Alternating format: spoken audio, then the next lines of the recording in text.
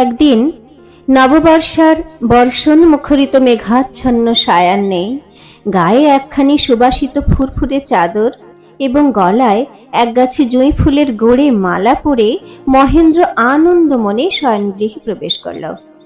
হঠাৎ আশাকে বিস্ময়ে চকিত করবে বলে জুতোর শব্দ করল না। ঘরে উঁকি দিয়ে দেখল পূব দিকের খোলা জানলা দিয়ে প্রবল বাতাস বৃষ্টির ছাট নিয়ে ঘরের মধ্যে প্রবেশ করছে। বাতাসে দ্বীপ নিভে গেছে এবং আশা নিচের বিছানার উপরে পড়ে অব্যক্ত কণ্ঠে কাঁদছে। মহেন্দ্র দ্রুতপদে কাছে এসে জিজ্ঞাসা করল, কি হয়েছে? বালিকা দ্বিগুণ আবেগে কেঁদে উঠল। অনেকক্ষণ পরে মহেন্দ্র ক্রমশ উত্তর পেল যে মাসিমা আর সহ্য করতে না পেরে তার পিস্তুত ভাইয়ের বাসায় চলে গেছেন।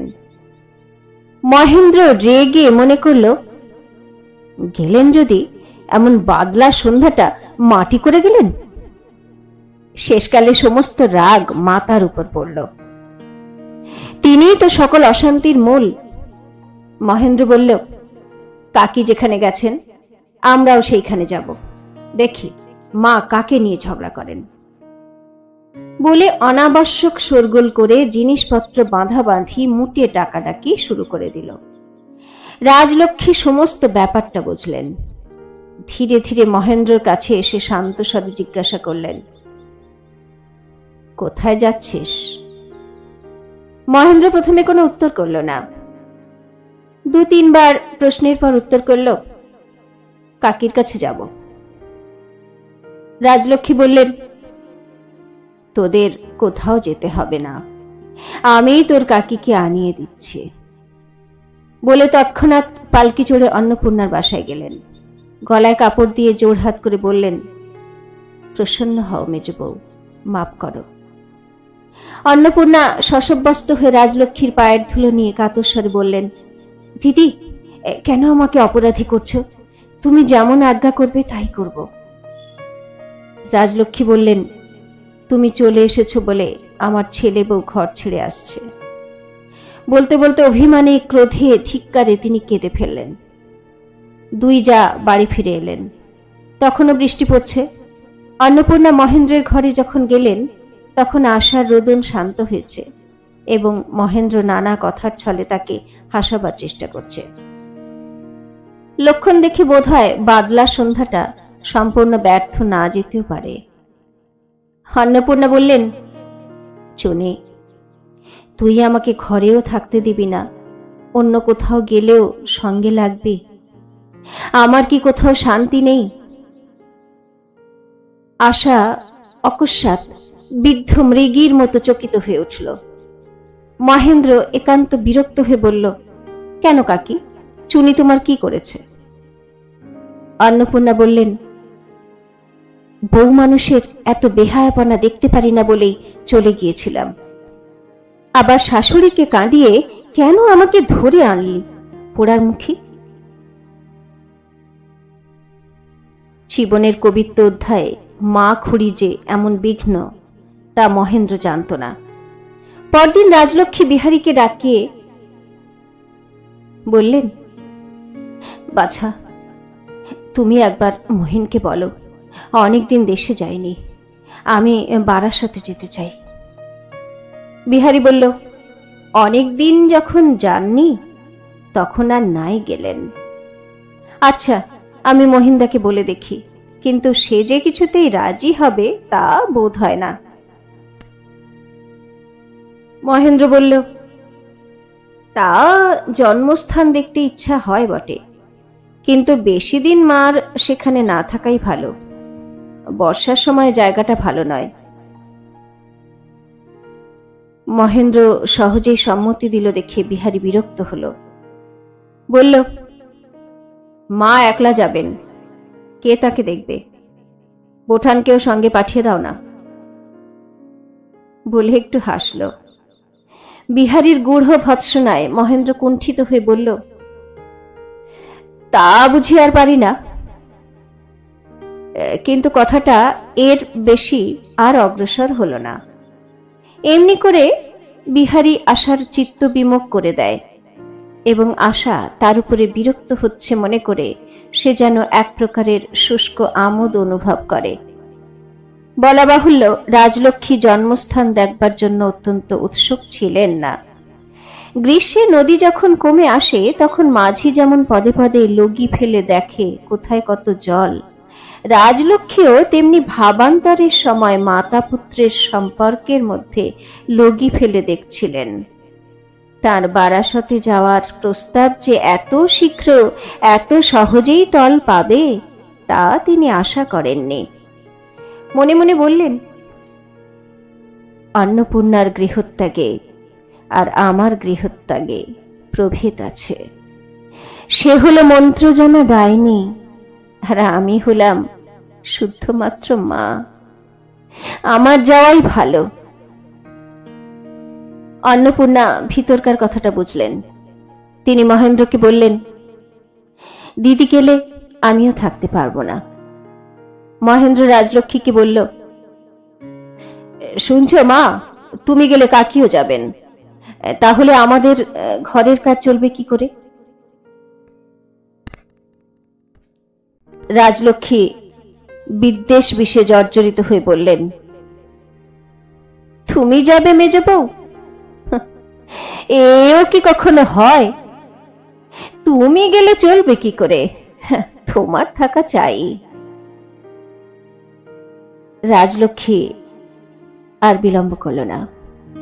পরদিন মধ্যাহ্নেই তিনি দেশে যাবার জন্য প্রস্তুত। মহেন্দ্রই যে তাকে দেশে রেখে আসবে এ বিষয়ে বিহারীর বা আর কারো সন্দেহ ছিল না। কিন্তু সময়কালে দেখা গেল মহেন্দ্র মার সঙ্গে একজন সরকার ও দারোয়ান পাঠাবার ব্যবস্থা করেছে। বিহারী বলল, মহিন্দা, তুমি যে এখনো তৈরি হওনি? মহেন্দ্র লজ্জিত হয়ে বলল, আমার আবার কলেজের। বিহারী বলল, আচ্ছা তুমি থাকো, মাকে আমি পৌঁছে দিয়ে আসবো। মহেন্দ্র মনে মনে রাগল। বিড়ালে আশাকে বলল, বাস্তবিক বিহারী বাড়াবাড়ি আরম্ভ করেছে। ও দেখাতে চায় যেন ও আমার চেয়ে মার কথা বেশি ভাবে। অন্নপূর্ণাকে থাকতে হলো, কিন্তু তিনি লজ্জায়, ক্ষোভে ও বিরক্তিতে সংকুচিত হয়ে রইলেন। খুড়ির এইরূপ দুরভাব দেখে মহেন্দ্র রাগ করল এবং আশাও অভিমান করে রইল। রাজলক্ষ্মী জন্মভূমিতে পৌঁছলেন। বিহারী তাকে পৌঁছে চলে আসবে এরূপ কথা ছিল, কিন্তু সেখানকার অবস্থা দেখে সে ফিরল না। রাজলক্ষ্মীর পৈতৃক বাড়িতে দুই একটি অতিবৃদ্ধা বিধবা বেঁচে ছিলেন মাত্র। চারদিকে ঘন জঙ্গল ও বাঁশবন, পুষ্করিণীর জল সবুজ বর্ণ। দিনে দুপুরে শেয়ালের ডাকে রাজলক্ষ্মীর চিত্ত উদ্ভ্রান্ত হয়ে ওঠে। বিহারী বলল, মা, জন্মভূমি বটে, কিন্তু স্বর্গাদপি গরীয়সী কোনো মতেই বলতে পারি না। কলকাতায় চলো, এখানে তোমাকে পরিত্যাগ করে গেলে আমার অধর্ম হবে। রাজলক্ষ্মীরও প্রাণ হাঁপিয়ে উঠেছিল। এমন সময় বিনোদিনী এসে তাকে আশ্রয় দিল এবং আশ্রয় করল। বিনোদিনীর পরিচয় প্রথমেই দেওয়া হয়েছে। একসময় মহেন্দ্র এবং তদ্ভাবে বিহারীর সঙ্গে তার বিবাহের প্রস্তাব হয়েছিল। বিধি নির্বন্ধে যার সঙ্গে তার শুভ বিবাহ হয় সে লোকটির সমস্ত অন্তরিন্দ্রিয়ের মধ্যে প্লীহাই ছিল সর্বাপেক্ষা প্রবল। সেই প্লীহার অতি ভারেই সে দীর্ঘকাল জীবন ধারণ করতে পারল না। তার মৃত্যুর পর থেকে বিনোদিনী জঙ্গলের মধ্যে একটিমাত্র উদ্যানলতার মতো নিরানন্দ পল্লীর মধ্যে মুহ্যমান ভাবে জীবনযাপন করছিল। আজ সেই অনাথা এসে তার রাজলক্ষ্মী বিশ্বাস ঠাকুরনকে ভক্তিভরে প্রণাম করল এবং তার সেবায় আত্মসমর্পণ করে দিল। সেবা একেই বলে, মুহূর্তের জন্য আলস্য নেই। কেমন পরিপাটি কাজ, কেমন সুন্দর রান্না, কেমন সুমিষ্ট কথাবার্তা। রাজলক্ষ্মী বলেন, বেলা হলো মা, তুমি দুটো খাওগে যাও। সে কি শোনে? পাখা করে পিসিমাকে ঘুম না পাড়িয়ে সে ওঠে না। রাজলক্ষ্মী বলেন, এমন করলে যে তোমার অসুখ করবে মা। বিনোদিনী নিজের প্রতি নিরতিশয় তাচ্ছিল্য প্রকাশ করে বলে, আমাদের দুঃখের শরীরে অসুখ করে না পিসিমা। আহা, কতদিন পরে জন্মভূমিতে এসেছ, এখানে কি আছে, কি দিয়ে তোমাকে আদর করব? বিহারী 2 দিনে পাড়ার কর্তা হয়ে উঠল। কেউ তার কাছে রোগের ওষুধ, কেউ বা মোকদ্দমার পরামর্শ নিতে আসে, কেউ বা নিজের ছেলেকে বড় আপিসে কাজ জুটিয়ে দেবার জন্য তাকে ধরে, কেউ বা তার কাছে দরখাস্ত লিখে নেয়। বৃদ্ধদের তাসপাশার বৈঠক থেকে বাগদিদের তারি পানসভা পর্যন্ত সর্বত্র সে তার সকৌতুক কৌতূহল এবং স্বাভাবিক হৃদ্যতা নিয়ে যাতায়াত করত। কেউ তাকে দূর মনে করত না, অথচ সকলেই তাকে সম্মান করত। বিনোদিনী এই অস্থানে পতিত কলকাতার ছেলেটির নির্বাসন দণ্ড যথাসাধ্য লঘু করবার জন্য অন্তঃপুরের অন্তরাল থেকে চেষ্টা করত। বিহারী প্রত্যেকবার পাড়া পর্যটন করে এসে দেখত কে তার ঘরটিকে প্রত্যেকবার পরিপাটি পরিচ্ছন্ন করে রেখেছে। একটি কাঁসার গ্লাসে 2-4টি ফুল এবং পাতার তোড়া সাজিয়েছে এবং তার গদির একধারে বঙ্কিম ও দীনবন্ধুর গ্রন্থাবলী গুছিয়ে রেখেছে। গ্রন্থের ভিতরের মলাটে মেয়েলি অথচ পাকা অক্ষরে বিনোদিনীর নাম লেখা। পল্লীগ্রামের প্রচলিত আতিথ্যের সঙ্গে এর একটু প্রভেদ ছিল। বিহারী তারই উল্লেখ করে প্রশংসাবাদ করলে রাজলক্ষ্মী বলতেন, এই মেয়েকে কিনা তোরা অগ্রাহ্য করলি। বিহারী হেসে বলতো, ভালো করিনি মা, ঠকিয়েছি, কিন্তু বিবাহ না করে ঠকা ভালো, বিবাহ করে ঠকলেই মুশকিল। রাজলক্ষ্মী কেবলই মনে করতে লাগলেন, আহা, এই মেয়ে তো আমার বধূ হতে পারত, কেন হলো না? রাজলক্ষ্মী কলকাতা ফেরবার প্রসঙ্গ মাত্র উত্থাপন করলে বিনোদিনীর চোখ ছলছল করে উঠত। সে বলতো, পিসিমা, তুমি 2 দিনের জন্য কেন এলে? যখন তোমাকে জানতাম না, দিন তো একরকম করে কাটত, এখন তোমাকে ছেড়ে কেমন করে থাকবো? রাজলক্ষ্মী মনের আবেগে বলে ফেলতেন, মা, তুই আমার ঘরের বউ হলি নে কেন? তাহলে তোকে বুকের মধ্যে করে রাখতাম। সে কথা শুনে বিনোদিনী কোনো ছুতোয় লজ্জায় সেখান থেকে উঠে যেত। রাজলক্ষ্মী কলকাতা থেকে একটা কাতর অনুনয়পত্রের অপেক্ষায় ছিল। তার মহিন জন্মাবধি কখনো এতদিন মাকে ছেড়ে থাকেনি। নিশ্চয়ই এতদিনে মার বিচ্ছেদ তাকে অধীর করে তুলেছে। রাজলক্ষ্মী তার ছেলের অভিমান এবং আবদারের সেই চিঠিখানির জন্য তৃষিত হয়েছিলেন। বিহারী মহেন্দ্রের চিঠি পেল। মহেন্দ্র লিখেছে, মা বোধহয় অনেকদিন পরে জন্মভূমিতে গিয়ে বেশ সুখে আছেন। রাজলক্ষ্মী ভাবলেন, আহা, মহেন্দ্র অভিমান করে লিখেছে, সুখে আছেন। হতভাগিনী মা নাকি মহেন্দ্রকে ছেড়ে কোথাও সুখে থাকতে পারে? ও বিহারী, তারপরে মহিন কি লিখেছে পড়ে শোনা না বাছা। বিহারী বলল, তারপরে কিছুই না মা, বলে চিঠিখানা মুঠোর মধ্যে দলিত করে একটা বইয়ের মধ্যে পুরে ঘরের এক কোণে ধপ করে ফেলে দিল। রাজলক্ষ্মী কি আর স্থির থাকতে পারেন? নিশ্চয়ই মহিন মার উপর এমন রাগ করে লিখেছে যে বিহারী তাকে পড়ে শোনালো না। বাছুর যেমন গাভীর স্তনে আঘাত করে দুগ্ধ এবং বাৎসল্যের সঞ্চার করে, মহেন্দ্রের রাগ তেমনি রাজলক্ষ্মীকে আঘাত করে তার অবরুদ্ধ বাৎসল্যকে উৎসারিত করে দিল। তিনি মহেন্দ্রকে ক্ষমা করলেন, বললেন, আহা, বউ নিয়ে মহিন সুখে আছে, সুখে থাক, যেমন করে হোক সে সুখী হোক। বউকে নিয়ে আমি তাকে আর কোনো কষ্ট দেব না। আহা, যে মা কখনো তাকে একদণ্ডে ছেড়ে থাকতে পারে না, সেই মা চলে এসেছে বলে মহিন মার পরে রাগ করেছে। বারবার তার চোখ দিয়ে জল উছলিয়ে উঠতে লাগলো। সেদিন রাজলক্ষ্মী বিহারীকে বারবার এসে বললেন, যাও বাবা, তুমি স্নান করো গে, যাও, এখানে তোমার বড় অনিয়ম হচ্ছে। বিহারীরও সেদিন স্নানাহারের যেন প্রবৃত্তি ছিল না।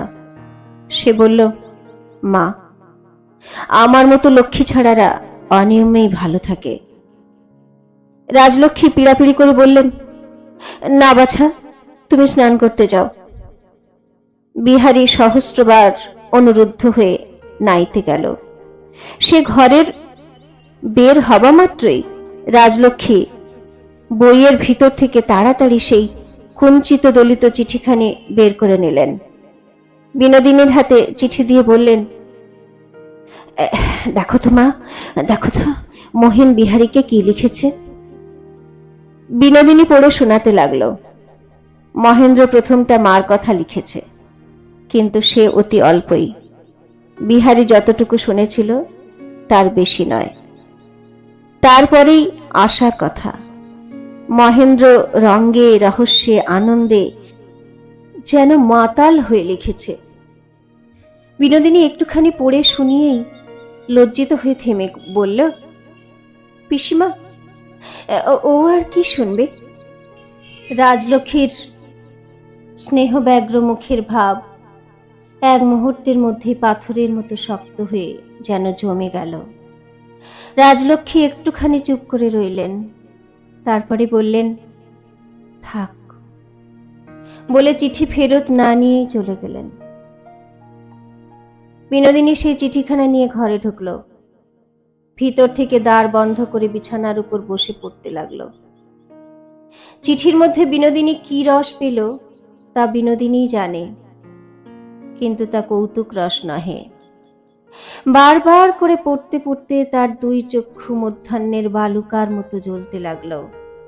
তার নিঃশ্বাস মরুভূমির বাতাসের মতো উত্তপ্ত হয়ে উঠল।